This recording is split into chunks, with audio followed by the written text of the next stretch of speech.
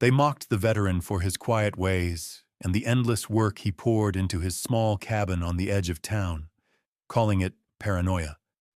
But one day, his loyal dog Bear began to bark relentlessly at a wooded hill behind his property, refusing to leave a certain spot, as if he sensed something hidden deep within the earth. And when the blizzard the town of Pine Ridge never saw coming finally struck, the shelter that dog uncovered became the only thing keeping people alive. What did a retired Navy SEAL and his dog find on that lonely Oregon hillside, and what did he know before everyone else? We invite you to like this story, comment with where you're watching from, and stay with us until the very end. Tom Bennett was a man made of quiet routines. At 45, the sharp edges of his years as a Navy SEAL had softened, but the discipline remained, etched into the lines around his eyes and the deliberate way he moved.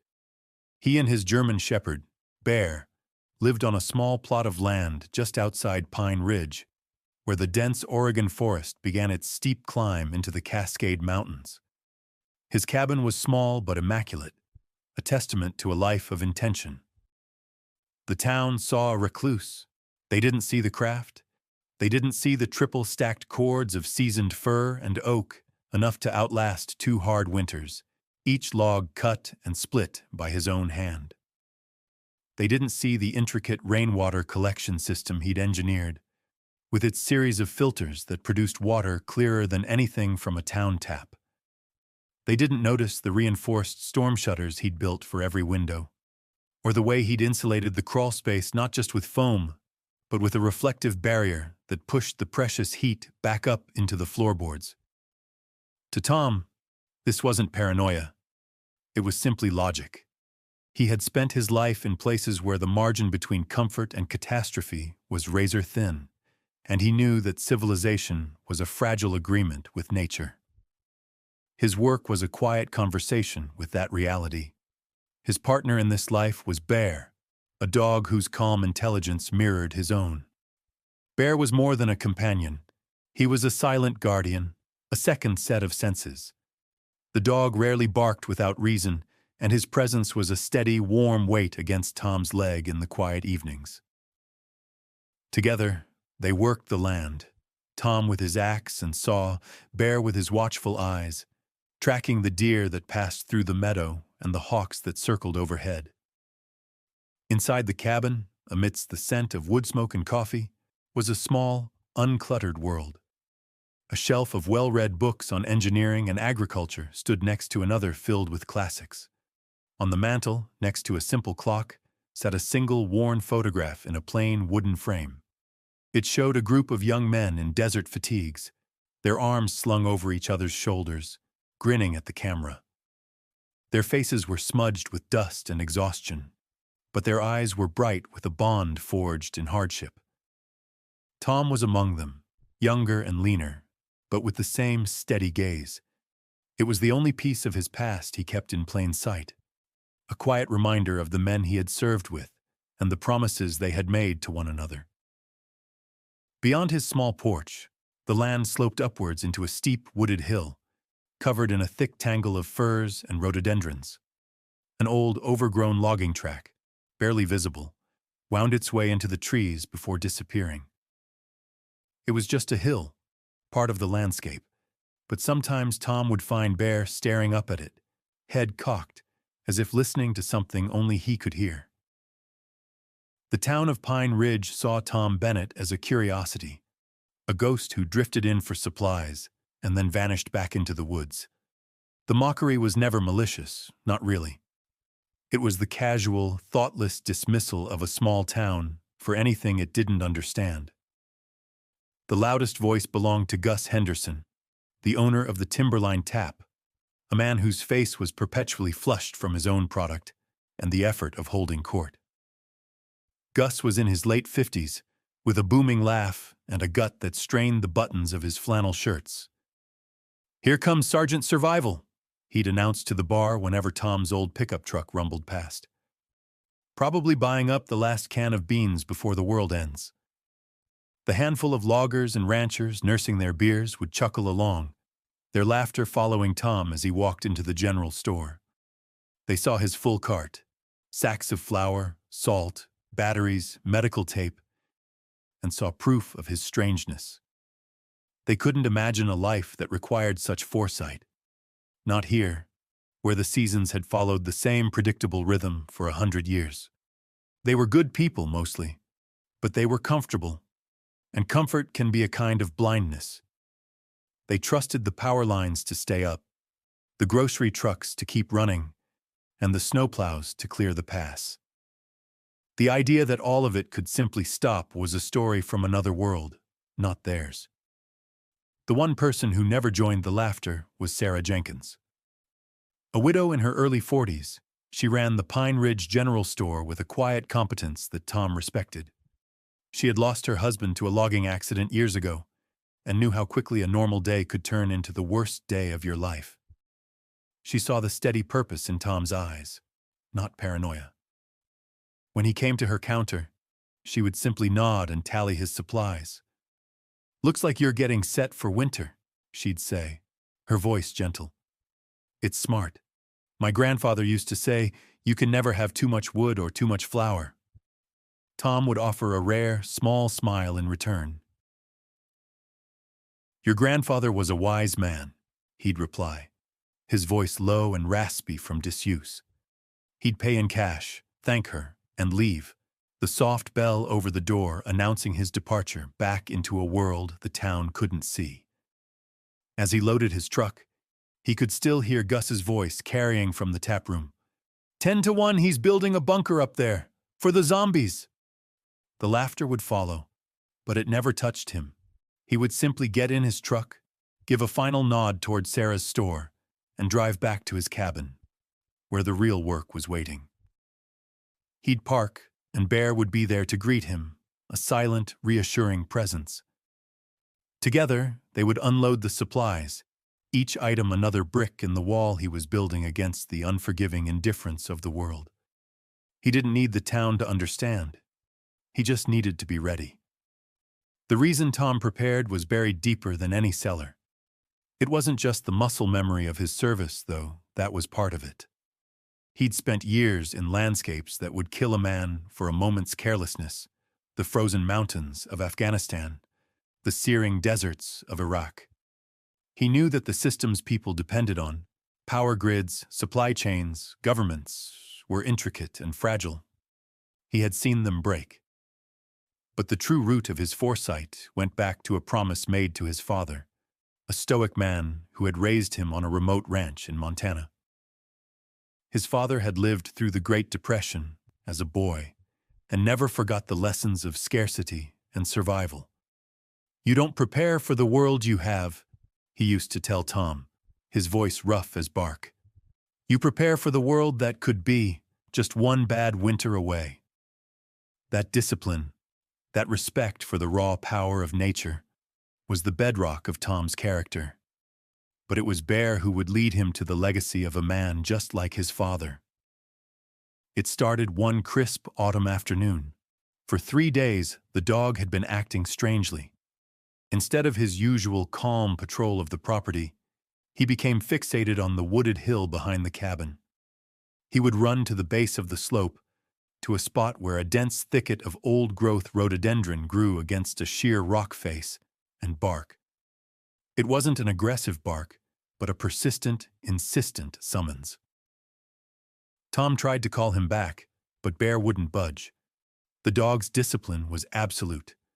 This was not random behavior. On the 4th day, Tom followed him, pushing his way through the tangled, leathery leaves. The air was cool and still under the canopy. Bear was scratching at the ground near the rock, whining softly. Tom knelt, pushing aside the damp earth and moss. His fingers brushed against something cold and hard, the edge of a steel plate, camouflaged with rust and dirt. He spent the next hour with a shovel and a crowbar, clearing the debris. He uncovered a heavy, recessed steel door, the kind you might see on a Cold War-era bunker. A heavy wheel lock was rusted tight, but with leverage and effort, it groaned and turned. The door swung inward with a sigh of stale air. Inside was a cavern, not natural, but carved from the rock, supported by thick timber beams. It was a shelter, and it was stocked.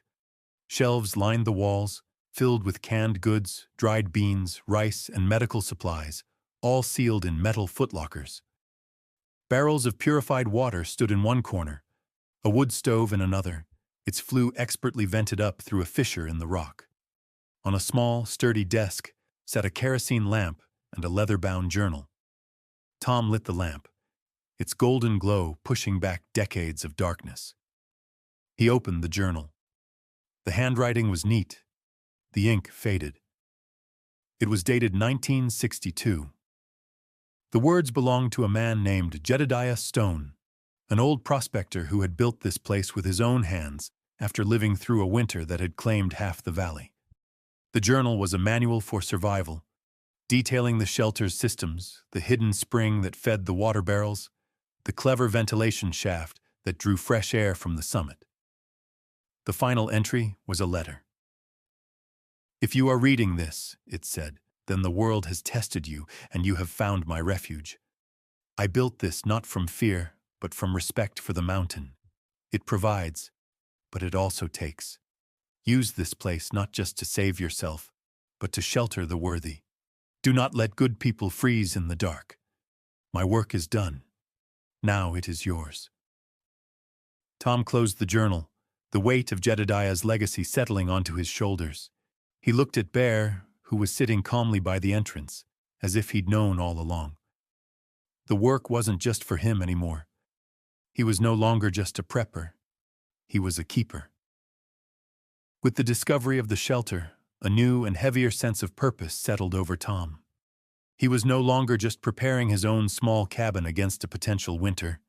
He was now the steward of Jedediah Stone's foresight, a silent promise made across half a century. He began his work with a quiet intensity that bordered on obsession. His first task was a full inventory. He spent days in the cool, still air of the shelter, meticulously cataloging every can, every medical kit, every box of matches. The original supplies were old, but remarkably well preserved. He supplemented them with his own, doubling the stores of flour, salt, sugar, and dried milk. He hauled his extra firewood up the now cleared path, stacking it neatly against the far wall.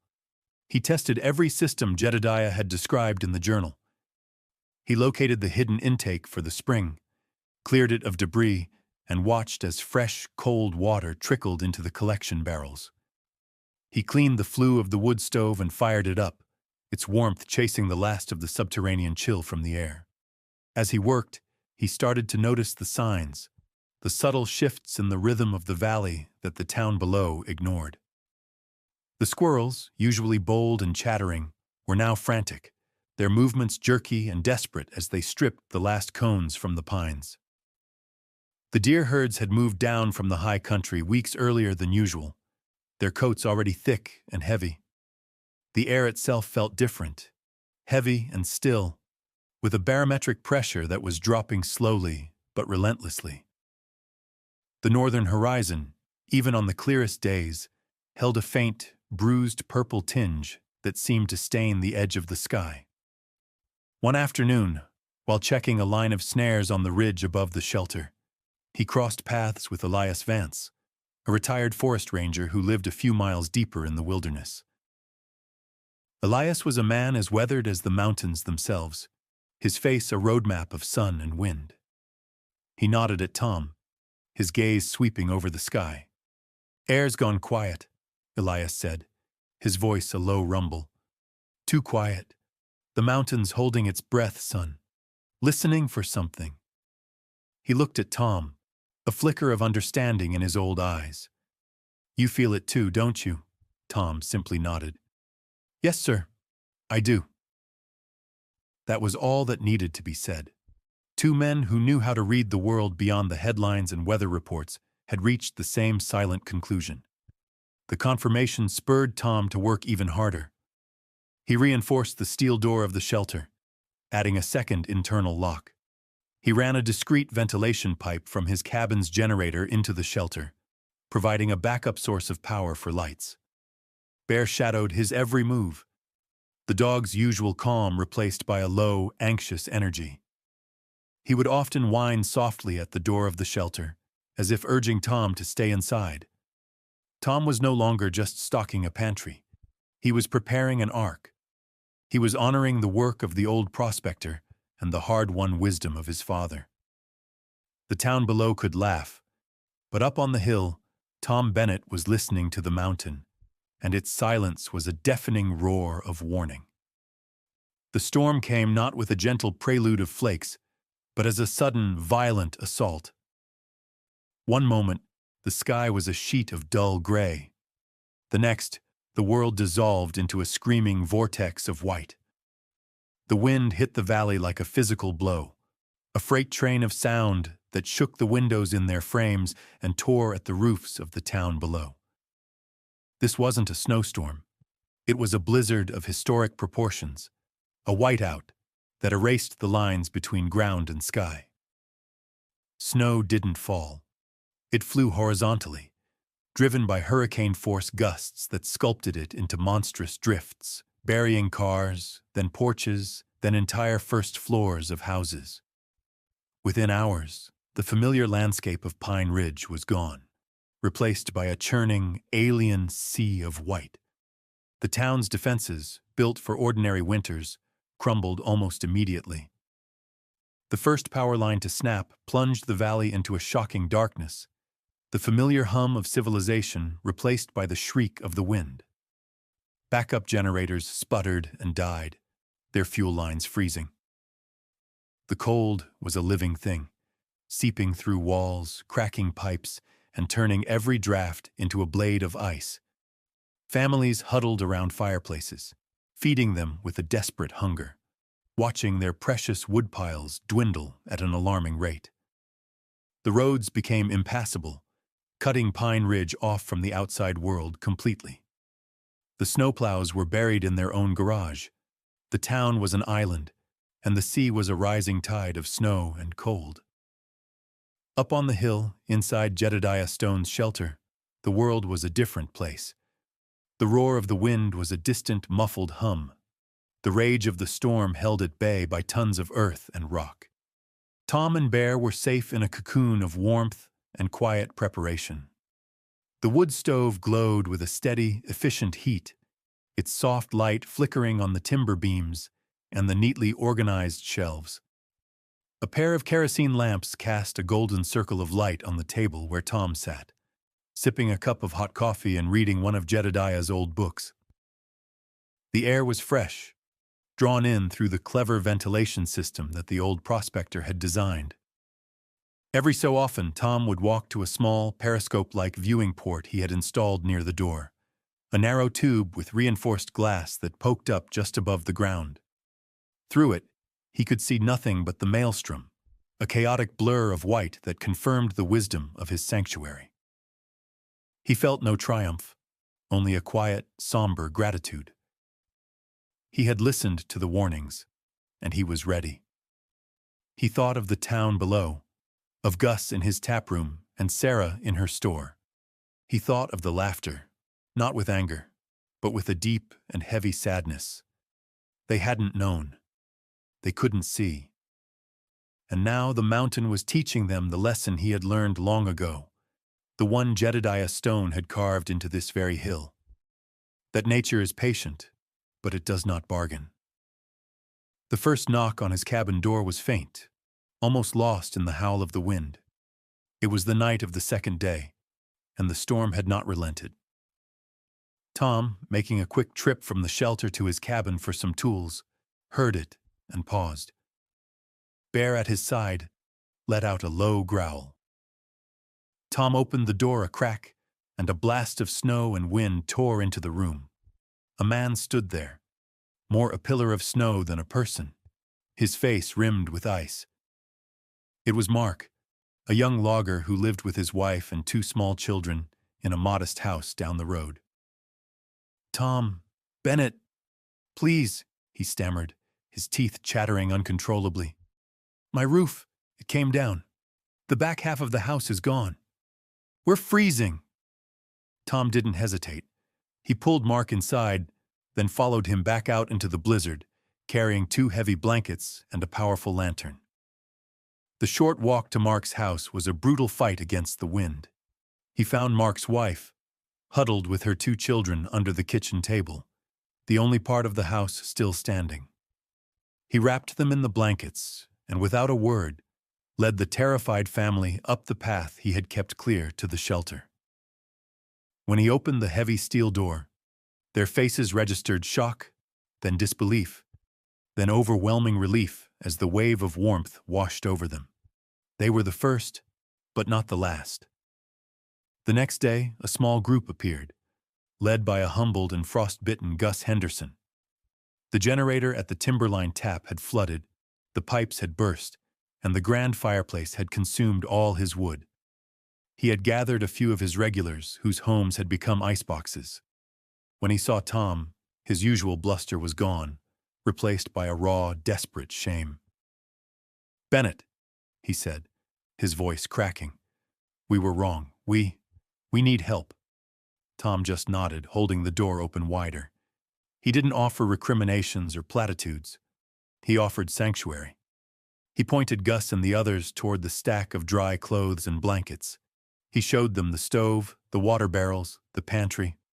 The shelter, which had been a quiet refuge for one man and his dog, was now humming with the hushed sounds of survival. Bear moved among the newcomers, his initial watchfulness softening. He seemed to understand their fear, nudging a cold hand with his nose or resting his heavy head on the knee of Mark's youngest child, who had started to cry. The systems Jedediah had built, and Tom had maintained, held firm under the new load. The ventilation kept the air clean, the stove kept the cold at bay, and the stores of food and water seemed endless. For the people of Pine Ridge who had stumbled out of the storm, this place was a miracle. A warm, well-lit haven created by the very man they had dismissed as a fool. For 5 days, the blizzard raged, and for 5 days, the shelter held. It became a village unto itself, carved out of the heart of the mountain. More people found their way there, a slow, desperate trickle of freezing families and solitary old-timers, until nearly 30 souls from the outlying parts of Pine Ridge were huddled together in the warm, lamplit space. The initial shock and fear gave way to a quiet, collaborative rhythm. Tom, the reluctant leader, assigned tasks with few words. The loggers, including Mark, took over the management of the wood stove, their expertise making the fuel last twice as long. Sarah Jenkins, who had made it there with a few neighbors, immediately took charge of the pantry, organizing meals with the calm efficiency of her store. She stretched the supplies, creating hearty stews that warmed bellies and spirits alike. A retired nurse tended to frostbite and checked on the elderly. There was no formal hierarchy, just a shared understanding of need and a quiet desire to contribute. On the 3rd day, Gus Henderson found Tom by the water barrels, checking the filtration system. The big man was hesitant, his face etched with a shame that ran deeper than the cold. "Bennett, Tom," he began, his voice low. "I don't know what to say. I was a loudmouthed fool. I laughed at you. And you saved us. You saved my family." Tom looked up from his work, his gaze steady. He simply nodded. "We're all neighbors, Gus. That's all that matters right now." The simple acceptance was more powerful than any rebuke. It was an absolution that allowed Gus to finally meet Tom's eyes, and in that moment, the mockery of the past dissolved, replaced by a profound and humbling respect. The community inside the shelter was forged in shared labor and small kindnesses. Children, initially terrified, began to play quiet games in a corner, their laughter a strange and wonderful sound in the subterranean haven. People shared stories in hushed tones, their old grievances and town gossip forgotten, replaced by the simple, powerful bond of shared survival. They were all equal here, stripped of their former roles and defined only by their common humanity. Bear was a constant, comforting presence, a silent ambassador of calm who moved through the shelter as if it were his own large family. He would lie at the feet of an anxious old woman or allow the children to gently stroke his thick fur, his steady breathing a reminder of life and warmth. This place, this bunker they had joked about, had become their salvation. It was more than just a shelter from the storm. It was a testament to a kind of faith they had forgotten. Faith in preparation, in foresight, and in the quiet man who had held to his convictions when all of them had chosen the comfort of disbelief. They were alive, they were warm, and they were fed, all because one man had listened to the wisdom of the past, and another had listened to his dog. When the wind finally died and a pale, watery sun broke through the clouds, the world it revealed was silent, white, and utterly transformed. The people emerged from the shelter like newborns, blinking in the bright, cold air. Pine Ridge was buried. The snowdrifts were 20 feet high in places, covering roads, cars, and the first floors of most buildings. The town looked peaceful, like a soft, sleeping giant, but the damage was immense. Yet, as the accounting began, a miracle came to light. Buildings were crushed, livestock was lost, and the town's infrastructure was in ruins. But against all odds, not a single life had been lost. Everyone had made it, either by hunkering down in the town's center or by finding their way to Tom Bennett's ark on the hill. The experience changed Pine Ridge forever. The mockery was gone, replaced by a deep and abiding respect. The town didn't just thank Tom, they learned from him. Led by a profoundly changed Gus Henderson and the ever-practical Sarah Jenkins, they began to rebuild not just their homes, but their entire mindset. They started a community preparedness initiative, creating a town-wide emergency cache. They helped each other reinforce their homes, insulate their pipes, and build cold cellars.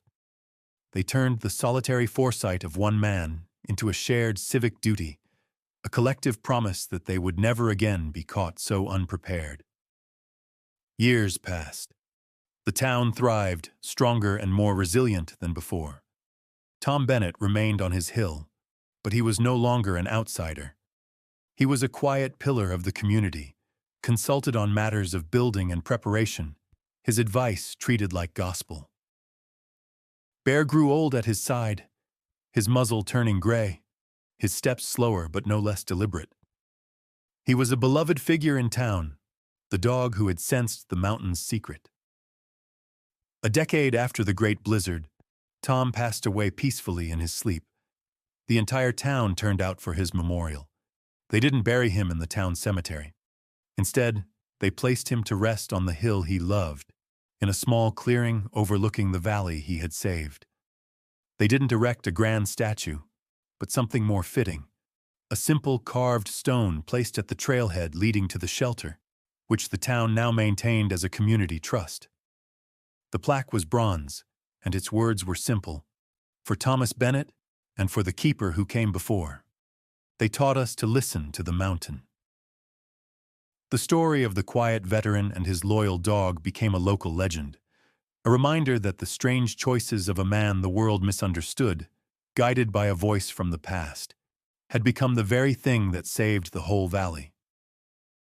His legacy wasn't in a building, but in the heart of a community that had learned to prepare, to care for one another, and to honor the quiet guardians among them. There is a quiet strength in preparation, a kind of faith that does its work when no one is watching. It is the steady hand that splits the wood, the patient mind that stocks the pantry, the watchful heart that listens for the warnings others choose to ignore. Tom Bennett's story reminds us that the people our busy world so often overlooks, the quiet ones, the solitary ones, the ones who move to a different rhythm, are sometimes the very souls placed in our lives to protect us. They are the keepers of a wisdom we have forgotten, a deep and practical understanding that comfort is a season, not a guarantee. Perhaps we all have a bit of that foresight within us, An intuition, like Tom's loyal dog, that senses the subtle shifts in the world and urges us to be ready. The question is, do we listen? What is one small way you prepare for the unexpected in your own life? We invite you to share your thoughts in the comments below. If this story touched your heart, please give it a like, share it with others, and subscribe for more stories like this one. Let us know where you're watching from. It's a blessing to know how far these stories travel. Stay safe, be prepared, and be a blessing to those around you.